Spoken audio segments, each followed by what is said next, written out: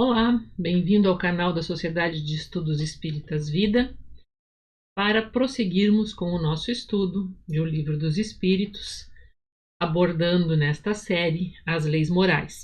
Então, hoje falaremos sobre a lei de conservação. Lembrando que todas essas leis que estamos falando, elas são leis que são atemporais, que são leis que nós encontramos inscritas na nossa consciência quando nós buscamos o nosso íntimo. Aí elas são universais, elas estão para todos, em toda parte, em todos os tempos.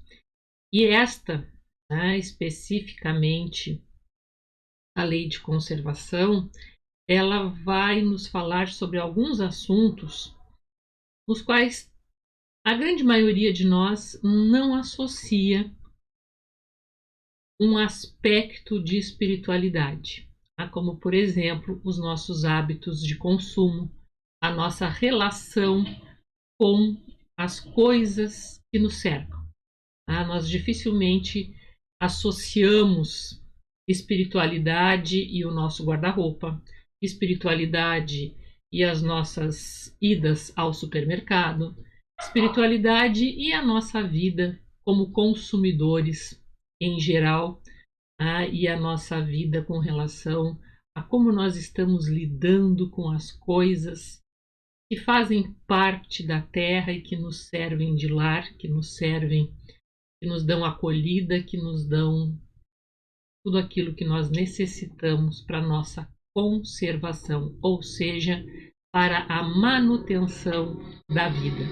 Então, é sobre isso que trata a lei de conservação, sobre tudo aquilo que nós necessitamos e todas as experiências que nós vivenciamos e que se relacionam com a manutenção da vida.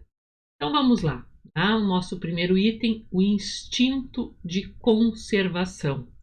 E aí nós temos um felino caçando, o instinto de buscar o alimento, de buscar a sobrevivência, E como em todas as leis morais, Kardec sempre pergunta se de fato isso está em a natureza, Se podemos considerar essa uma temática que de fato está nas leis morais, Que tem esse caráter de universalidade, de atemporalidade e de absoluta estabilidade no nosso mundo. E a resposta dos espíritos é que sim, sem dúvida, que todos os seres vivos possuem, qualquer que seja o grau de sua inteligência. Nuns é puramente maquinal, raciocinado em outros. Então todos nós temos o instinto de conservação, ele também é parte dessa lei. E aí a gente já fica aqui com uma dica. Por detrás de cada uma das leis morais, ou das leis naturais, como quiserem chamar, nós vamos encontrar um sentimento que vai se desenvolver a partir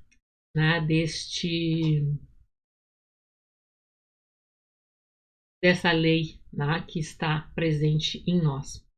Então, quando nós falamos na lei de adoração, nós falamos sobre confiança. Quando nós falamos sobre a lei do trabalho, nós falamos sobre sermos úteis. Quando nós falamos sobre a lei de reprodução, falamos sobre o amor, o amor, paixão, o amor como esse multiplicador da vida, o amor afetivo sexual. E quando falamos sobre instinto de conservação, nós estamos falando sobre medo. Então, o medo, ele está na raiz de todos os comportamentos que vão ter como base a lei de conservação. Aí nós vamos ver que em alguns momentos nós apertamos o botãozinho do medo tá? Acionamos esse botão excessivamente, e aí vamos ter, né, todos aqueles estados de ansiedade e mesmo até de pânico, né, que vão vir de um medo excessivo, tá? E que não tem é o adoecimento de um sentimento, porque ele é natural, né? E nós precisamos aprender então a lidar nem com pouco medo, né? Nem sendo pessoas temerárias que, né, não tomam nenhum cuidado com a vida nem com as coisas, isso é uma pessoa temerária, nem, indo para o lado do excesso, do adoecimento. Então vamos procurar o medo como o caminho da sensatez, né? O equilíbrio entre esse sentimento que ele nasce, né, dessa lei de conservação, deste instinto de conservação. Porque dentro da nossa evolução, e a gente vai falar sobre isso mais adiante, tá? Quando vamos desenvolvendo, como está colocado aí, né? Nuns é puramente maquinal, raciocinado em outros, nós começamos a ver nessa fala dos espíritos o desenho da nossa evolução emocional. Então, nós começamos com os instintos e depois nós vamos indo para as sensações e, enfim, para os sentimentos. Mas a gente vai falar sobre isso em detalhes mais adiante. Mas já fica aqui, né, que então, em alguns casos puramente maquinal, ou seja, né, totalmente dirigido pelo instinto, em outros já com a presença do raciocínio, ou seja, a razão tomando parte nesse diálogo, e aí entra o que eu falei. Em alguns momentos podemos apertar este botão do medo excessivamente e aí vamos para um estado de adoecimento. Em outros a gente pode, pela razão, não acionar e aí estamos indo para aquelas questões de temerário. Então o ideal é que a gente procure o caminho da sensatez, que é o que o medo também nos proporciona. O medo em equilíbrio, ele nos torna pessoas mais sensatas. Então, o instinto de conservação, tá? Ele nos é outorgado. Assim, com que fim outorgou Deus a todos os seres vivos o instinto de conservação? Porque todos têm que concorrer para o cumprimento dos desígnios da providência. Por isso foi que Deus lhe deu a necessidade de viver. Acresce que a vida é necessária ao aperfeiçoamento dos seres. Eles o sentem instintivamente, sem disso se aperceberem. Então vejamos, né? Se nós não tivéssemos este instinto de conservação, e a vida não tivesse esta força, né, de nós lutarmos para mantê-la, poderia acontecer mortes prematuras, né? E seríamos pessoas temerárias, não teríamos como desenvolver um comportamento sensato. Então, o instinto de conservação ele vem porque também a vida, do ponto de vista da espiritualidade, não é nem direito, nem obrigação, nem dever, ela é uma necessidade do espírito, porque é através da experiência na vida material que nós vamos evoluindo, né? Então, enquanto necessitamos dessas encarnações, nós também temos este instinto de conservação, porque a vida é uma necessidade do espírito, né? Essa vida na matéria, para que a gente possa ir desenvolvendo o nosso intelecto e desenvolvendo também os nossos sentimentos, desenvolvendo as nossas virtudes, né? As nossas forças do espírito. Então, viver é uma necessidade. Por isso temos os meios de conservação, né? E essa é a razão porque faz com que a Terra produza de modo a proporcionar o necessário aos que a habitam, visto que só o necessário é útil e o supérfluo nunca o é. Nós vamos ver que nós vamos logo adiante ter um tópico que vai tratar especificamente desse conceito entre necessário e supérfluo. Mas aqui, né, os espíritos já pontuam e já colocam para que venha a nossa mente e a gente comece a refletir sobre isso. Então, o que é necessário? Quais são as nossas necessidades? Isso é fundamental para que a gente comece nosso processo de autoconhecimento. O que eu necessito de verdade? O que é útil para mim? Tá? O que é útil na minha vida?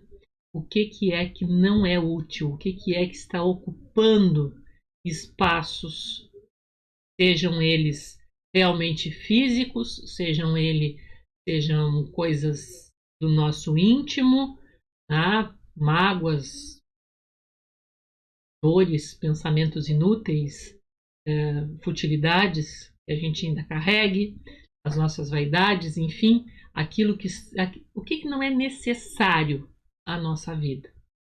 Tá? Então, o que é o critério que eles nos dão para que a gente identifique aquilo que realmente é necessário é o que é útil, aquilo que tem utilidade, tá? Que vai cumprir uma função digna, uma função gratificante, uma função de crescimento.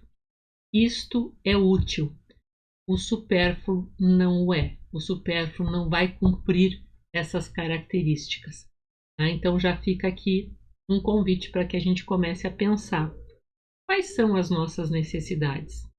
Elas, de fato, são úteis? Aquilo que eu tenho como necessário, ele é realmente necessário? Ele é útil ou ele é supérfluo? Ou ele é uma banalidade na minha vida e, portanto, não tem utilidade?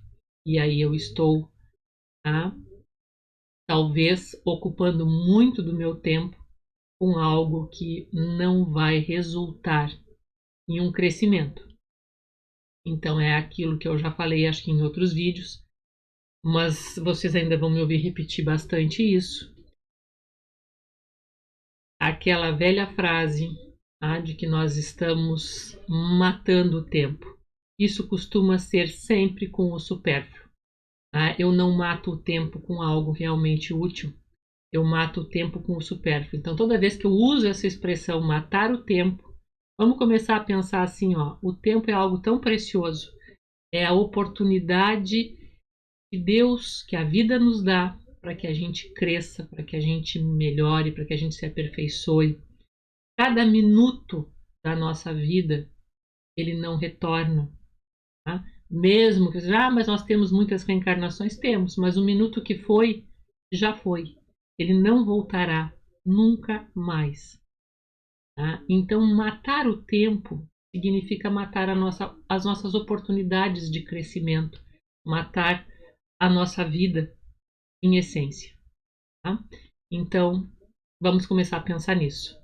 O necessário é o que é útil, o supérfluo não o é, porque a vida é uma necessidade, então a Terra nos dá tudo aquilo que nós necessitamos. Então a gente precisa pensar. Nós estamos agindo de acordo com essas necessidades ou não. Tá? E aí, entre essas coisas que ela nos dá, entram os meios de conservação. Tá? E Kardec questiona por que nem sempre a terra produz bastante para fornecer ao homem o necessário. E aí os espíritos, né, vão responder. Ele acusa a natureza do que só é resultado de sua imperícia ou de sua imprevidência, né? Porque a terra produziria sempre o necessário se com o necessário soubesse o homem contentar-se. Se o que ela produz não lhe basta a todas as necessidades, é que ela emprega no supérfluo o que poderia ser aplicado no necessário. Então vejam que, de novo, os espíritos estão chamando a atenção, tá, para esses dois conceitos de necessidade, tá, e de uso em coisas úteis, e que o supérfluo nunca será uma necessidade. Né? E quando Kardec pergunta sobre a questão, né, da terra produzir, ele está de fato se referindo à produção, tá? A produção dos meios de conservação, a produção agrícola, a produção pastoril, tá? E aí os espíritos respondem, né, que nós, o homem, né, acusa a natureza do que só é resultado de sua imperícia ou de sua imprevidência. A terra produziria sempre o necessário se com o necessário soubesse o homem contentar-se. Então vamos pensar quantas e quantas produções, né, nós humanos desenvolvemos e que de fato não atendem a uma necessidade útil.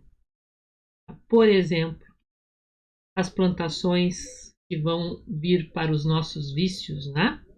Então, as plantações de tabaco, as plantações que vão envolver produção de álcool e tantas outras drogas lícitas e ilícitas, tá? Que não são, de fato, nenhuma necessidade humana. Pelo contrário, tá? Elas vão nos causar muito mais danos do que utilidade.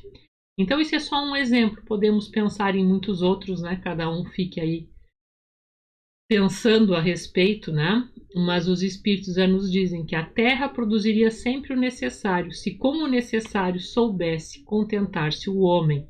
Então entra também aí uma outra questão, tá? Que muitas vezes o necessário também é distorcido pela nossa ganância, né? Pela nossa ambição, e que nós ampliamos em muito o que é o nosso conceito de necessário sem olhar para o lado e ver que talvez, porque nós ampliamos tanto a nossa necessidade, outros estejam ficando sem o necessário, tá? Porque eu me apropriei excessivamente de coisas.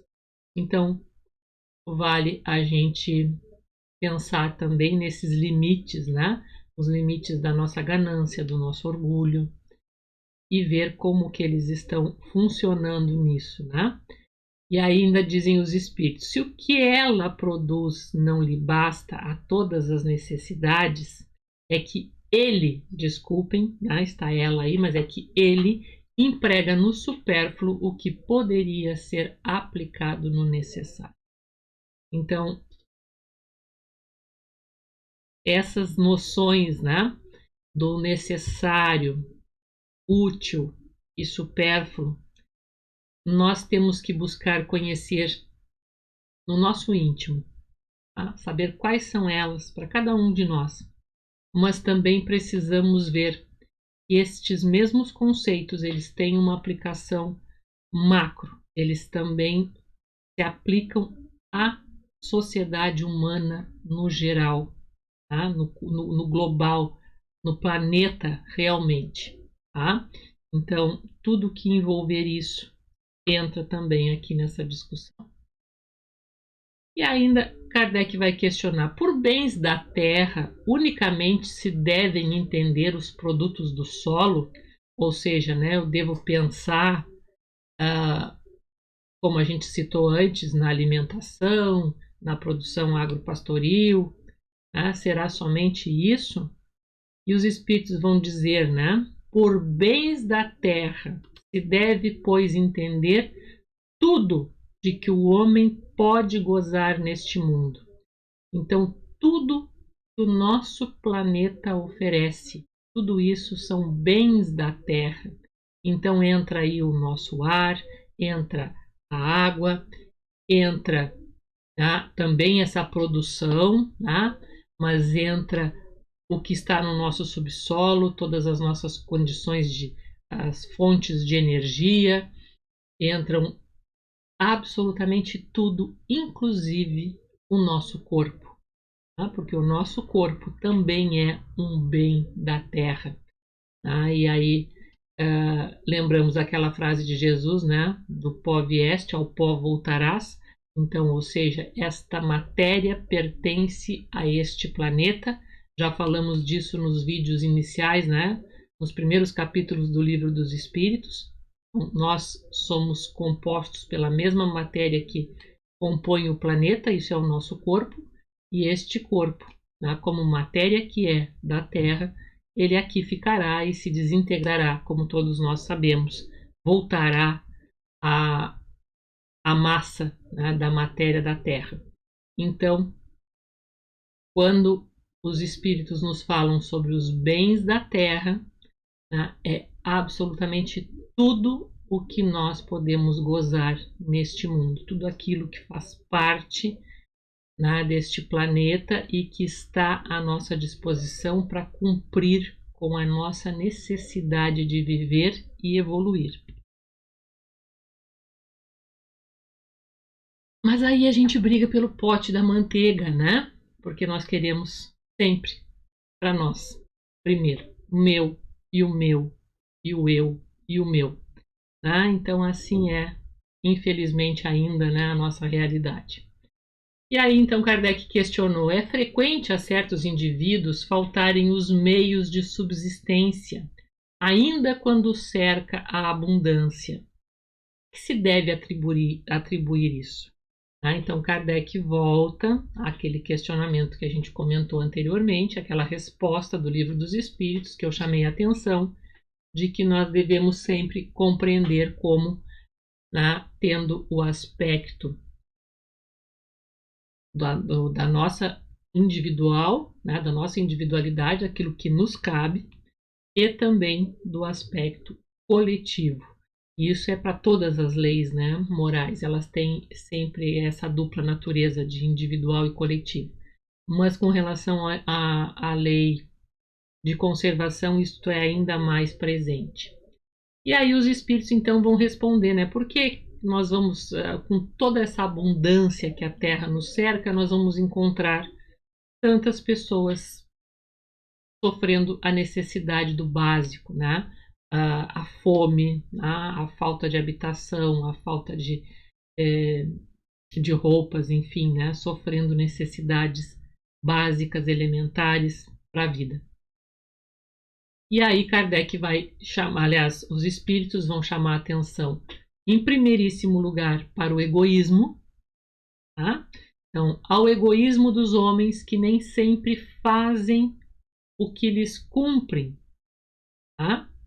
Então, o egoísmo, aquilo que eu disse, né? Eu quero, será, né, que a Terra produziria o necessário se nós não empregássemos muito, né, das nossas necessidades também em função da ganância e querendo para nós. Tá? Então, é meu, eu quero.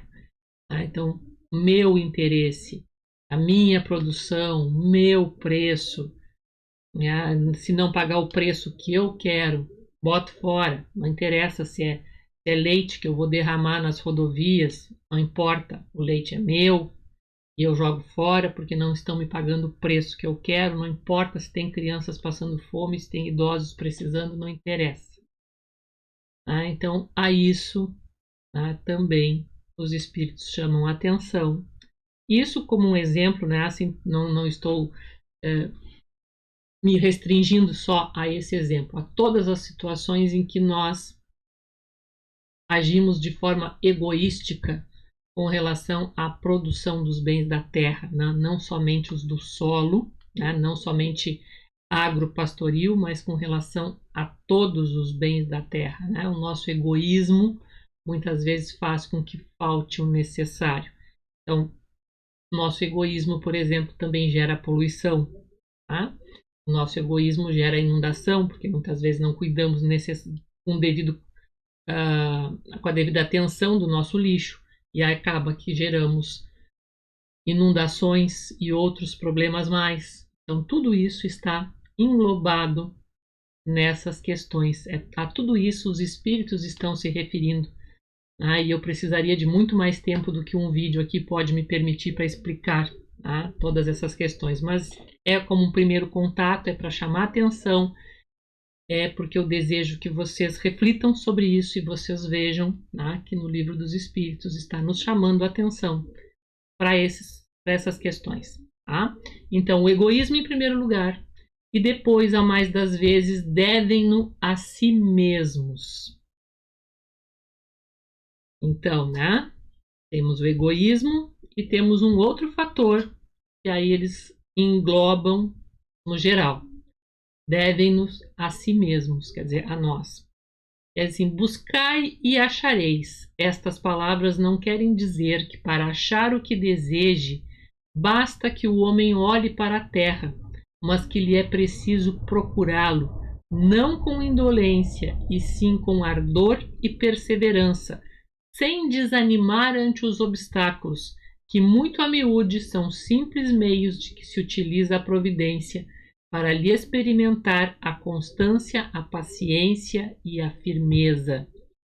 Então, olha só, nessa resposta os espíritos estão nos dando duas causas para os problemas que nós vemos com relação à carência no meio da abundância dos bens de conservação: o egoísmo e a preguiça.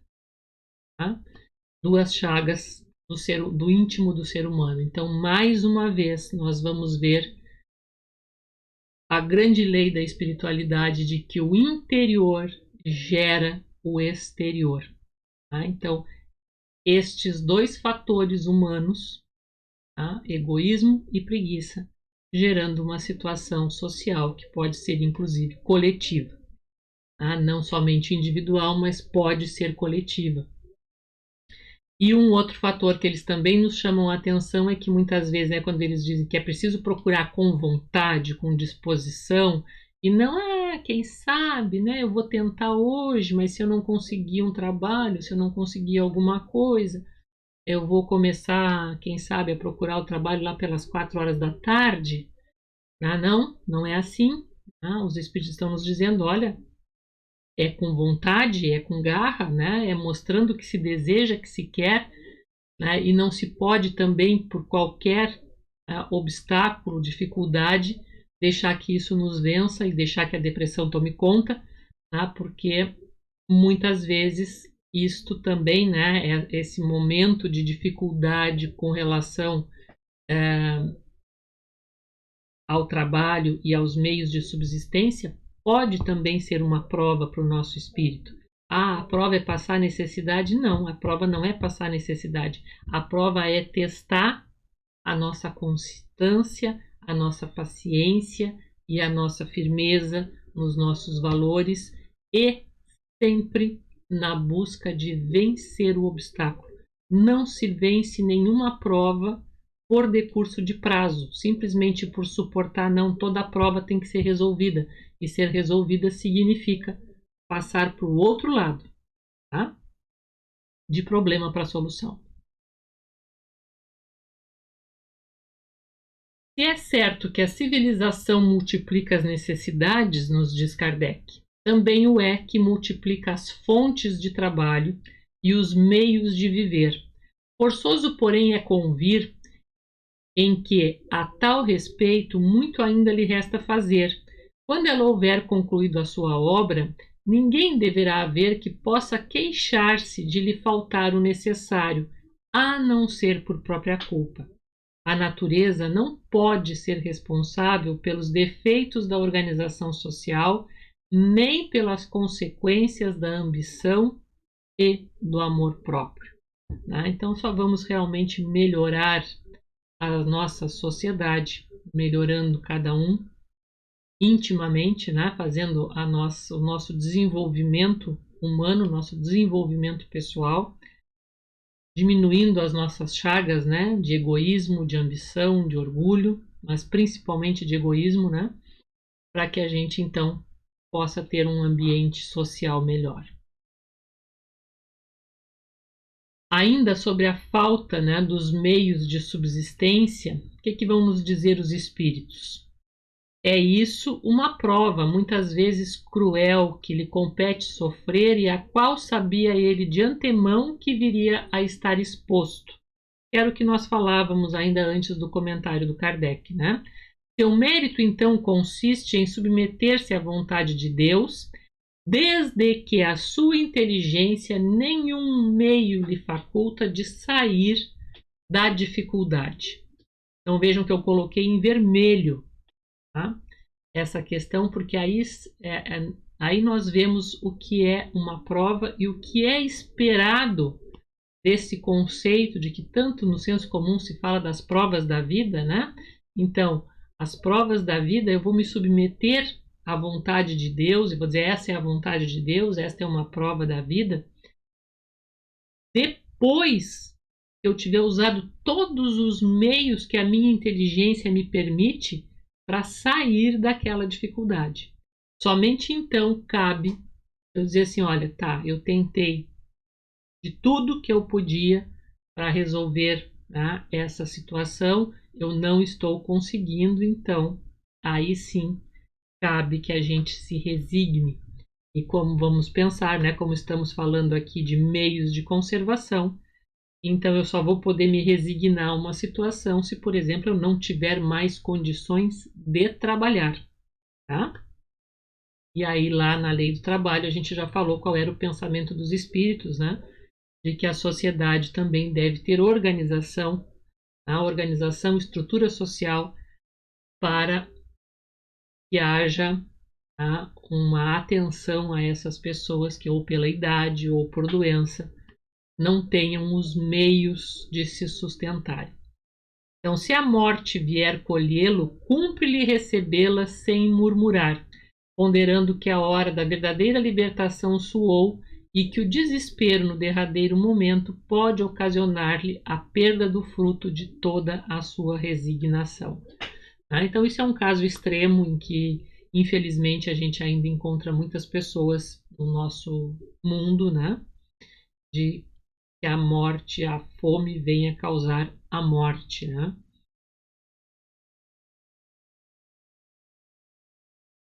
Terão cometido crime os que, em certas situações críticas, se viram na contingência de sacrificar seus semelhantes para matar a fome?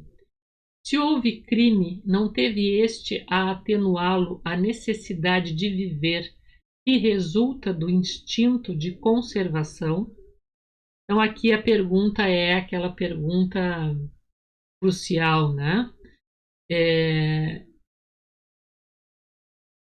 Comer o semelhante, canibalismo, né? Matar. Embora o canibalismo não tenha esse conceito, né, de matar para sobreviver, de matar outra pessoa e comer o corpo dessa pessoa, pensando em sobrevivência, eles têm muito mais uma questão de heroísmo e de honrar, né, o morto, enfim, é uma questão cultural e não tanto de sobrevivência, mas existem casos extremos em que se tem notícia de que ocorreu esse fato, né? Recordo o episódio do avião, né, com uruguaios que caiu aqui nos Andes, né, aqui na América do Sul, e que eles ficaram perdidos por muitos dias no alto da cordilheira, com neve, com dificuldade, sem ter do que se alimentar, e foram obrigados, né, de fato, a se alimentarem daqueles que morreram. Eles não mataram, eles não mataram para comer, mas comeram aqueles que tinham morrido antes. E nos documentários em que os sobreviventes relatam essa experiência, é visível que existe um trauma muito grande por causa disso, né?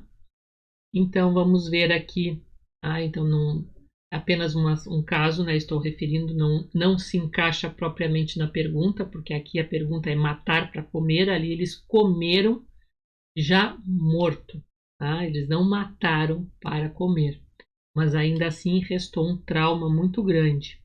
A pergunta aqui é matar para comer, né? Matar um outro ser humano para comer. Já respondi quando disse que há mais merecimento em sofrer todas as provações da vida com coragem e abnegação. Em tal caso, há homicídio e crime de lesa natureza, falta que é duplamente punida. Então eu não posso matar alguém e alegar que eu estava com fome e precisava comer. Eu não sou um animal, né, que caça e, né, para comer. Nos mundos de mais apurada organização, têm os seres vivos necessidade de alimentar-se? Tem, mas seus alimentos estão em relação com a sua natureza. Tais alimentos não seriam bastante substanciosos para os vossos estômagos grosseiros, assim como os deles não poderiam digerir os vossos alimentos. Então, apenas uma curiosidade, né, com relação à vida em outros mundos. Aqui mais uma outra, né, questão que provavelmente as pessoas pouco fazem reflexão sobre isto em relação à espiritualidade, né? O prazer dos bens terrenos e a espiritualidade. É esse o tópico. Então, o uso dos bens da terra é um direito de todos os homens? Esse direito é consequente da necessidade de viver. Deus não imporia um dever sem dar ao homem um meio de cumpri-lo. Ok, então tudo que há na terra é nosso direito de usar e gozar, né? Termos o prazer que estas coisas nos oferecem, porque isso faz parte, né, da nossa necessidade e da providência divina que nos cercou de tudo isso. E aí então Kardec pergunta: com que fim pôs Deus atrativos no gozo dos bens materiais? Então, ou seja, por exemplo, né, por que há sabor nos alimentos? Por que é que o nosso corpo todo, né, vamos direto a esse exemplo, né, por que é que o nosso corpo todo é um corpo feito para viver com prazer? Né? Nós sentimos prazer por todos os nossos sentidos. Nós temos prazer em olhar algo belo, nós temos prazer com um aroma bom, nós temos prazer no contato, né? Seja da brisa, da água, na carícia. Nós temos o prazer no paladar, na audição, um som agradável, enfim, todo o nosso ser é um ser feito, né, para sentir prazer. E aí então Kardec pergunta, né, por que isso? E aí a resposta: para instigar o homem ao cumprimento de sua missão e para experimentá-lo por meio da tentação. Imaginem como seria se os alimentos não tivessem sabor nenhum. Como será que nós iríamos lidar com isso, né? Nós comeríamos com que fim? Seria sempre igual? Pensem nisso. Né? Como seria viver num ambiente em que nós não tivéssemos a possibilidade de ter prazeres? Tá? Como seria? Será que isso nos estimularia a viver? Isso nos estimularia a buscar as coisas, a desejar? Tá? Porque me parece que o prazer e o desejo estão sempre muito próximos, né? Então eu desejo as coisas porque elas me trazem um prazer. Pensem nisso, né? E no quanto isso nos movimenta, isso nos impulsiona à busca e ao crescimento, né? Mesmo que seja um crescimento material. Tá? E para experimentá-lo por meio da tentação. E aí Kardec pergunta, bom, muito bem, para instigar o homem ao cumprimento de sua missão, que é o crescimento, que é o desenvolvimento intelectual e moral, ok. Mas e essa tentação? Qual é o objetivo de haver ali uma tentação? Tá? Então, me instiga, mas por que isso pode me instigar a ir além dos limites? E a resposta dos espíritos, né? Desenvolver-lhe a razão que deve preservá-lo dos excessos. Então vejam como a vida essas leis são sábias, elas são muito pensadas, elas realmente refletem a inteligência de Deus, né? Embora esteja aqui dizendo uma coisa muito óbvia. Mas, por um lado, tá? Me instiga pela busca do prazer, pelo desejo que impulsiona ao crescimento, tá? Isto me retroalimenta pelo prazer, então mais volta o desejo, o prazer, o desejo, o prazer, o desejo, o prazer, né? Vai fazendo com que vá promovendo crescimento. Mas ao mesmo tempo isto pode me levar a um excesso. Tá? Eu posso desenvolver um vício, tá? Porque a gente tem aquele prazer que constrói e temos aquele prazer que vicia, né? Então, um prazer construtivo é esse que vai sempre me impulsionando ao crescimento e eu vou dosando ele com a razão. Agora, aquele que vicia é aquele que eu vou para o excesso. Né? Então, aí eu não uso a razão.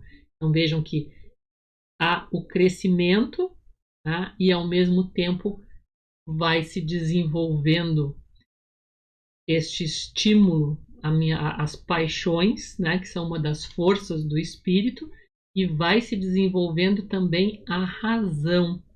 E tudo isso vai trabalhando numa mesma engrenagem para o progresso. Mas o grande objetivo de haver, né, uma tentação ligada a essas coisas é não nos impedir o prazer.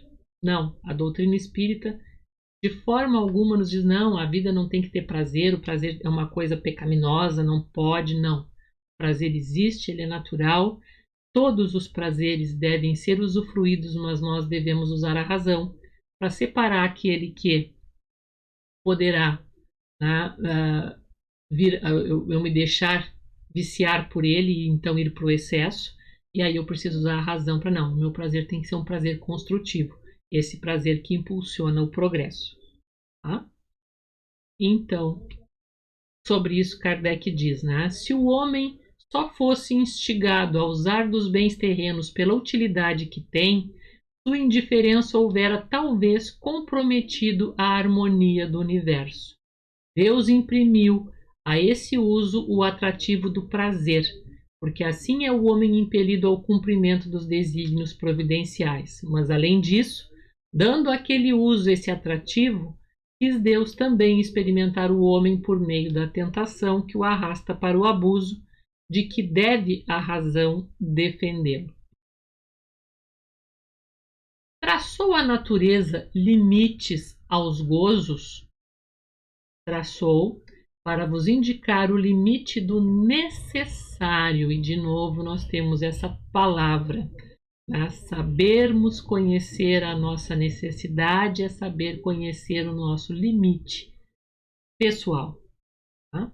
Mas pelos vossos excessos chegais à saciedade e vos punis a vós mesmos. Aqui também um conceito que nós já referimos, né? É o conceito da saciedade e, por consequência, a punição. Ah, ou seja, não porque isso vai ser punido externamente, mas porque essa saciedade nos traz tédio, muitas vezes vai nos trazer problemas, né? Vamos pensar num alimento. Tá? Quem de nós nunca comeu demais nessa vida? Ah, infelizmente, a gente precisa pensar nisso. Então, quem de nós nunca abusou, nunca passou dos limites com relação a alguma coisa voltada à questão dos alimentos? Qual é o limite? O limite é o necessário. Se eu como demais, o que acontece? Eu passo mal. Então, a saciedade e automaticamente eu passei do ponto da lei, né, que era o limite do necessário, e aí, por consequência, vai haver a reação. A lei é ação e reação. A minha ação, comi demais. Qual é a reação? Vou passar mal. Essa é a lei de ação e reação, que funciona também em tudo, assim como a outra que eu citei antes, né, de que o interior vai sempre gerar o exterior. Então, aqui nós temos esse exemplo. Né? Então, o nosso limite é traçado pela nossa necessidade. Mais um motivo para a gente não ultrapassar, tá, as barreiras do necessário. sobre o gozo dos bens terrenos, né, ainda, que se deve pensar do homem que procura nos excessos de todo gênero o requinte dos gozos. Tá? Olha aí, aquilo que eu falei agora há pouco, né? Não me basta comer uma, né? Eu vou encher a boca daquela maneira ali. Pobre criatura, mais digna é de lástima que de inveja, pois bem perto está da morte. Perto da morte física ou da morte moral? De ambas. Então não é só pelo excesso da comida, mas por todos os excessos, né? Por todos esses vícios que podem nos dominar, né? A nossa razão não é suficiente para que a gente faça esse balanço interior, tá? Entre a nossa paixão e a nossa razão. E aí, né, o prazer e a razão, o desejo, o prazer, a razão, dando o ponto, dizendo, olha, isso aqui é o necessário, basta. Ouve a natureza, ouve o teu limite. Mas se a razão não me diz isso, e eu extrapolo porque eu não consigo controlar as minhas paixões, né?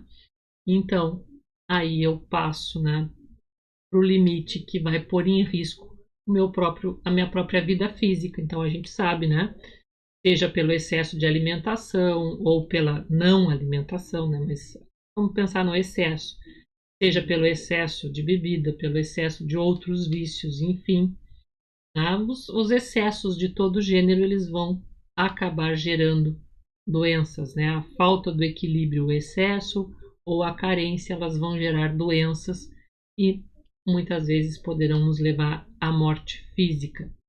E quando Kardec perguntou física ou moral e os espíritos disseram de ambas, é porque, de um lado, vamos ter a consequência física e de outro, esse embate que eu referi antes entre a razão e as nossas paixões, que nós não vamos pôr, tá, o equilíbrio. Então, vamos ter uma falência interior e precisamos recomeçar numa nova existência a mesma luta interna, né, para descobrir e ouvir a voz das nossas necessidades e os limites.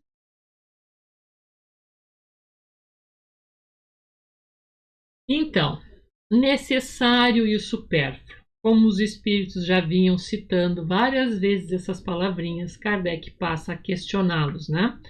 Como pode o homem conhecer o limite do necessário? E os espíritos responderam: aquele que é ponderado o conhece por intuição.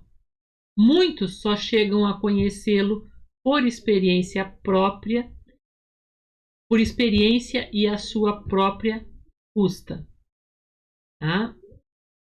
Então, mediante a organização que nos deu, não traçou a natureza o limite das nossas necessidades?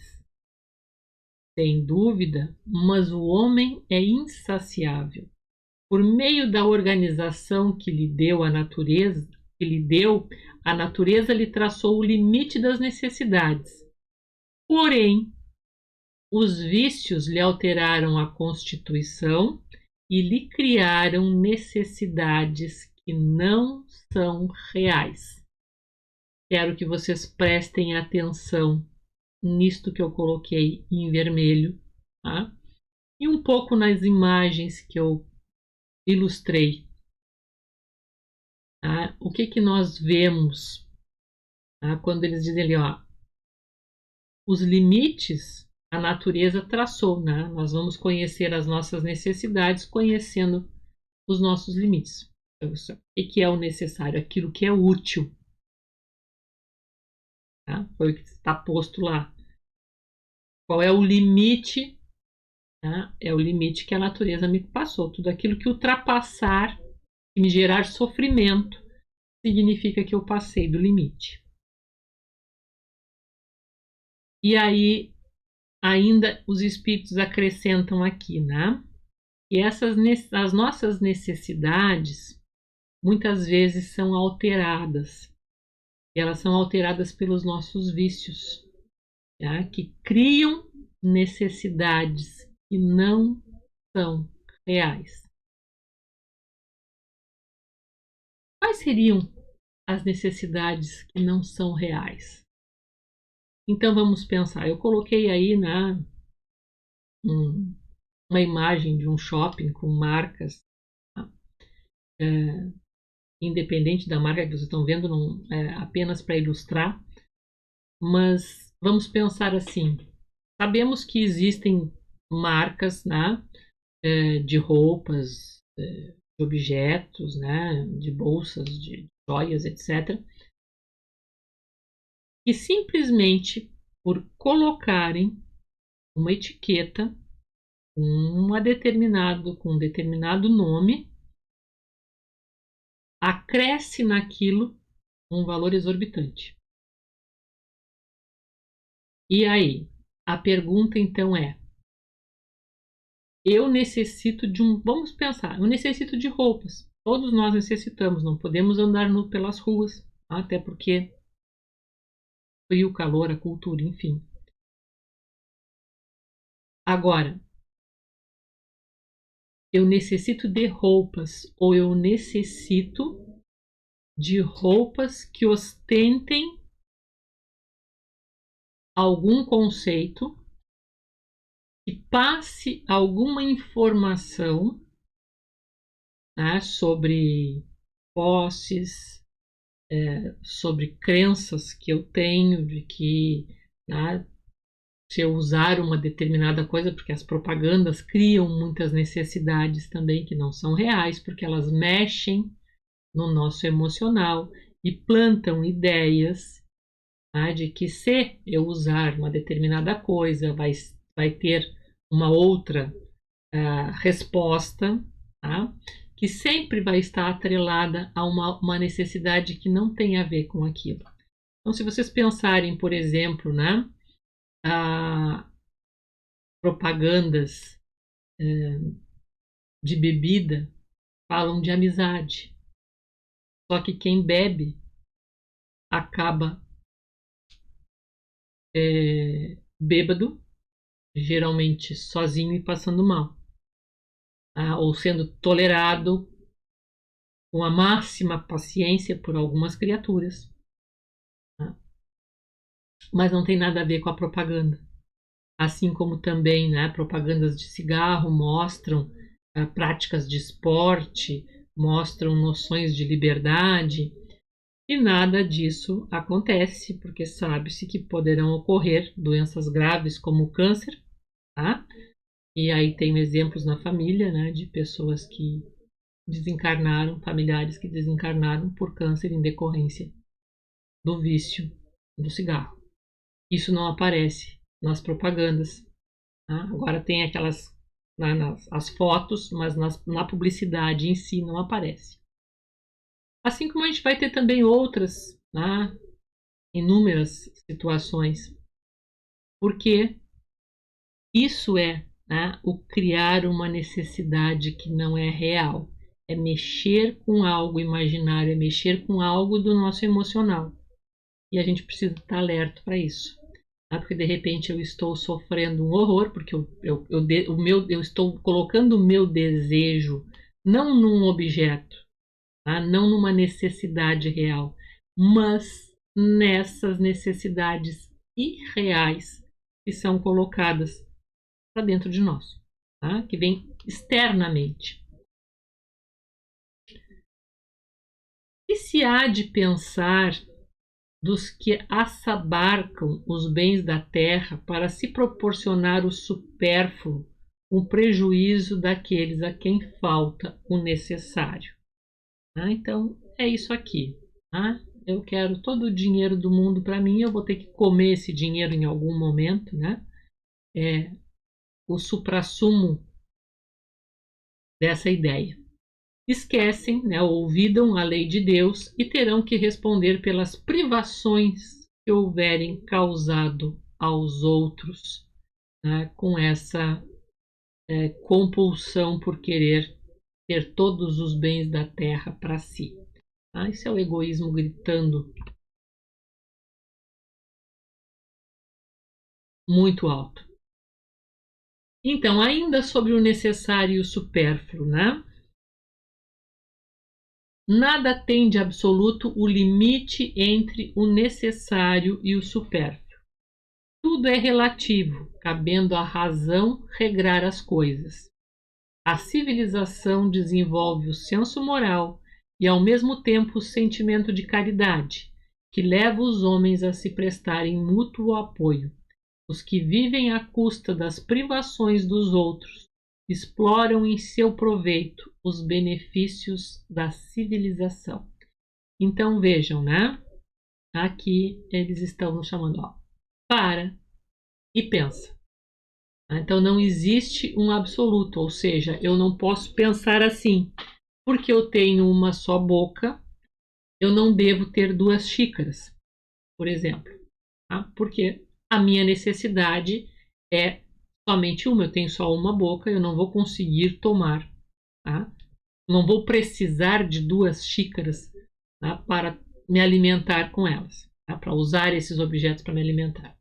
Não é essa a ideia. Tá? Não existe esse absoluto, porque, por exemplo, tá? Eu posso ter 2 xícaras para, tá? Compartilhar com os amigos, para receber, né? Não preciso ter 30, mas eu posso ter 4 ou 5, ok? Não tem nada, né? Não tem de absoluto limite entre o necessário e o supérfluo, ele é individual. Cada um precisa saber quais são as suas necessidades reais, tá? E como está lidando com isso. Então, algumas pessoas poderiam dizer, bom, mas eu não tenho necessidade de ter, poderiam olhar se é supérfluo essa quantidade de livros, tá? Que vocês estão vendo aqui na minha casa.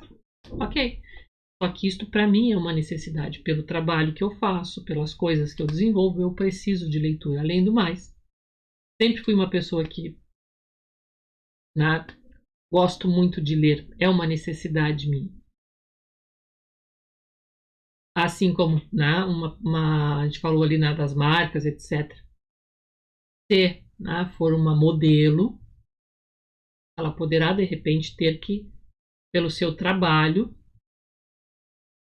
utilizar-se disso.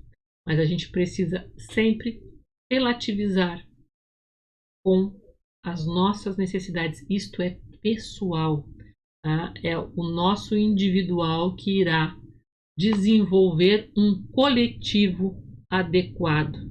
E não é o contrário, né? Não é o coletivo, não é o externo mandando no meu interno com relação às noções de consumo e as minhas necessidades, mas sim eu conhecer de fato quais são as minhas necessidades e essas necessidades, então, eu buscar no externo.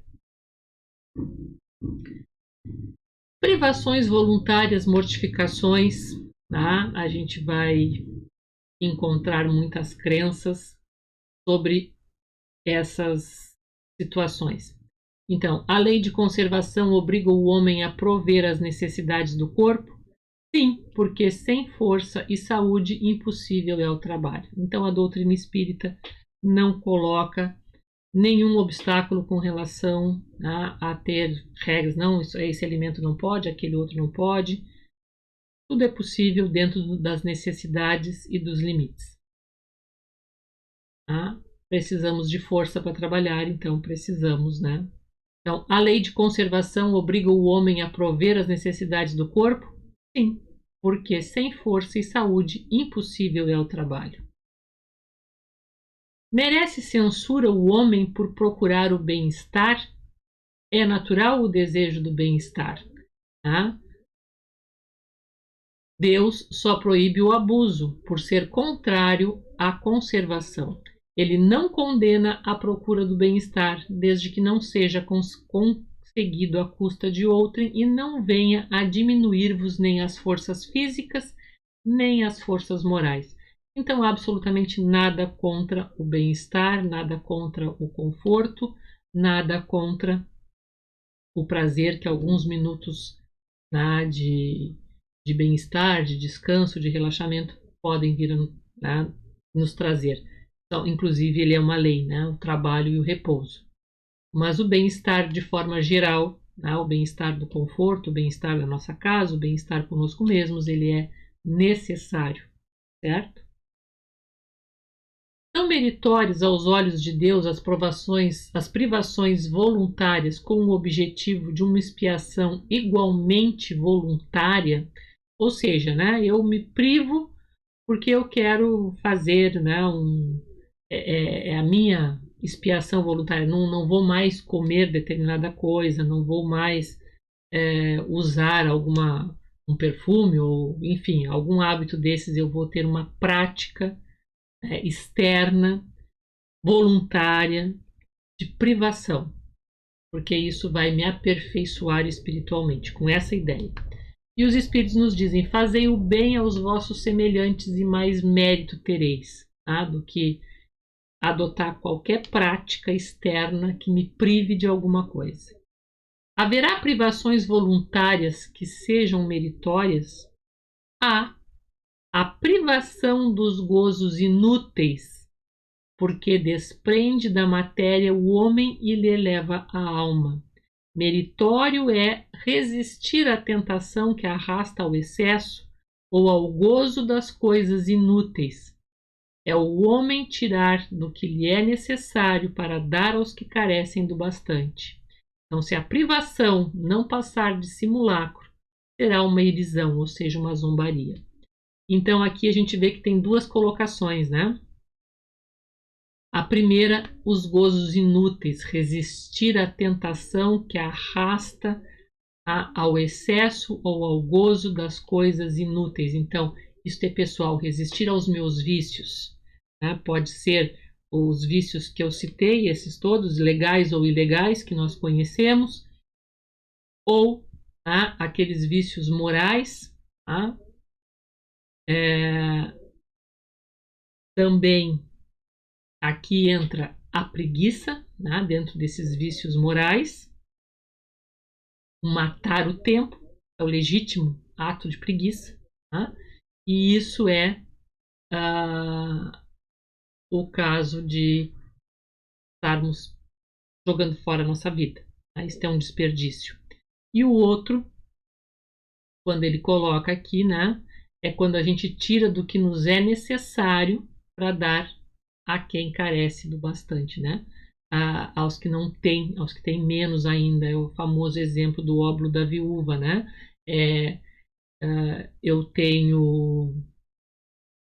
Eu divido o pouco que tenho com o outro que tem menos.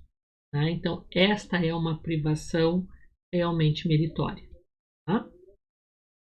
Todo o resto é perda de tempo.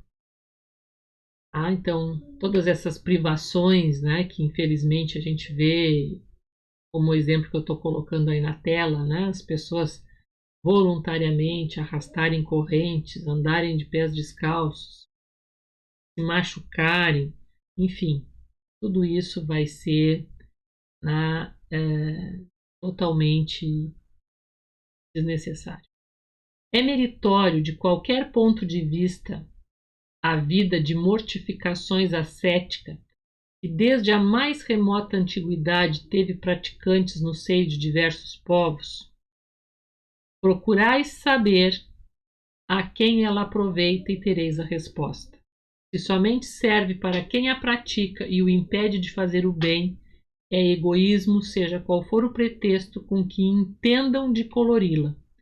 Privar-se a si mesmo e trabalhar para os outros, tal a verdadeira mortificação, segundo a caridade cristã, e não exemplos como esse que está aí na nossa tela, né, de pessoas que se machucam, e isso existe como está posto na questão em diferentes povos de todos os tempos, né? Isto é inútil, né? Isso é a destruição desnecessária da própria obra de Deus. Será racional a abstenção de certos alimentos prescrita a diversos povos? Permitido é, né? E aí a gente tem, né, muitos povos prescrevendo restrições diversas a alimentos, né? Permitido é ao homem alimentar-se de tudo que lhe não prejudique a saúde. Alguns legisladores, porém, com um fim útil, entenderam de interdizer o uso de certos alimentos e para maior autoridade imprimirem as suas leis, apresentaram-na como emanadas de Deus. Esse é o clássico exemplo, né, da proibição de Moisés com relação ao consumo dos porcos, né?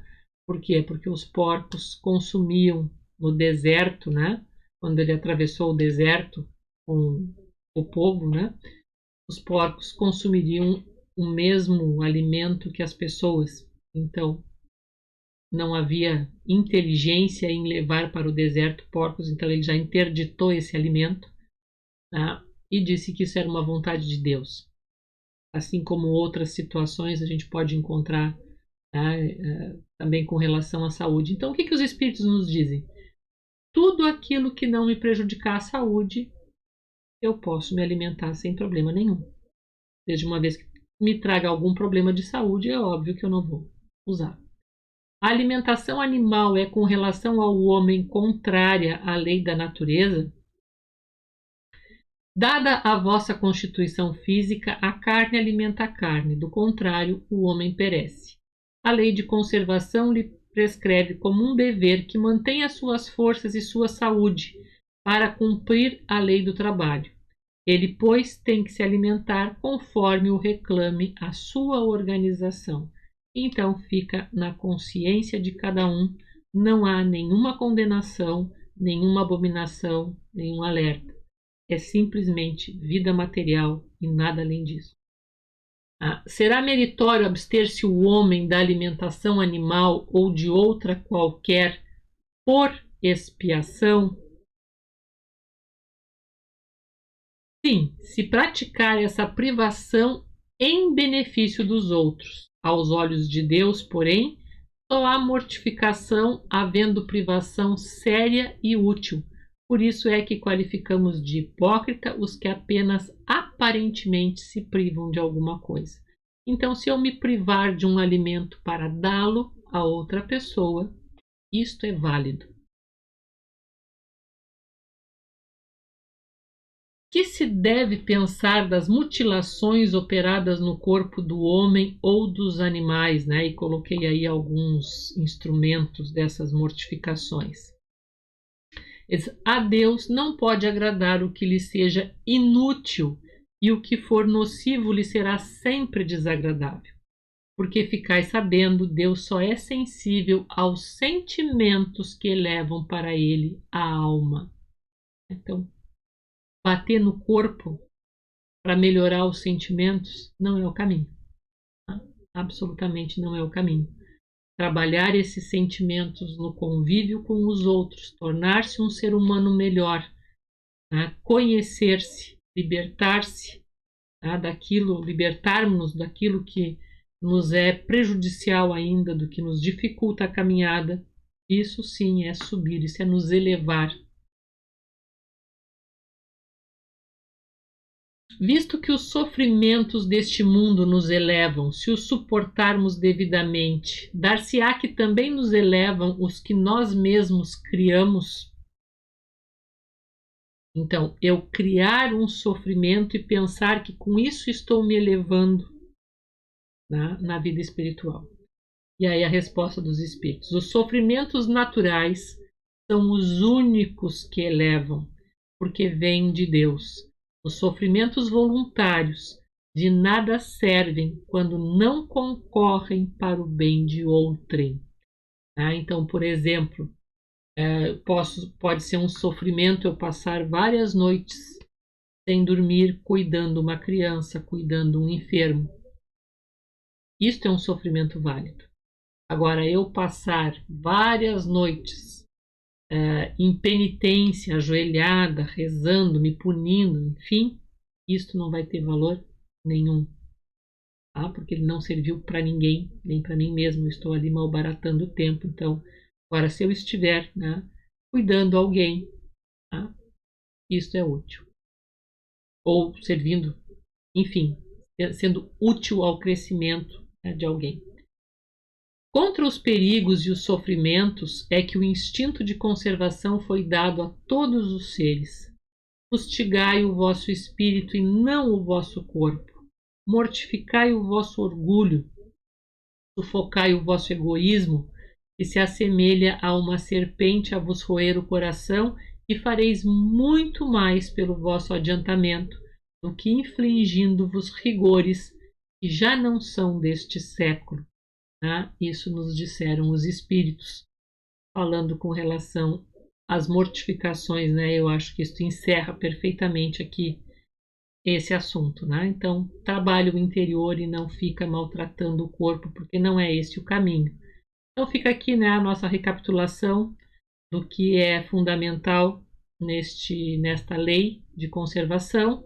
Viver é uma necessidade, somente o necessário é útil. Os bens da terra são todos aqueles que se pode gozar neste mundo. O papel do egoísmo e da preguiça na construção da realidade social. O prazer e a razão equilibrando a nossa relação com os bens da terra. Conhecer e respeitar os limites traçados pela natureza e conhecer os vícios que alteram a constituição e criam necessidades que não são reais. Então, buscar conhecer o necessário e o supérfluo.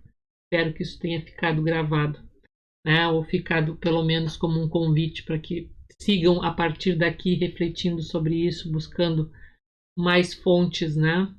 Para conhecerem, para ajudar nesse processo de autoconhecimento. Fica aí também as nossas referências, né? Então, esperando que esse vídeo tenha sido útil para vocês, aguardo no próximo encontro para a gente falar então sobre a lei de destruição.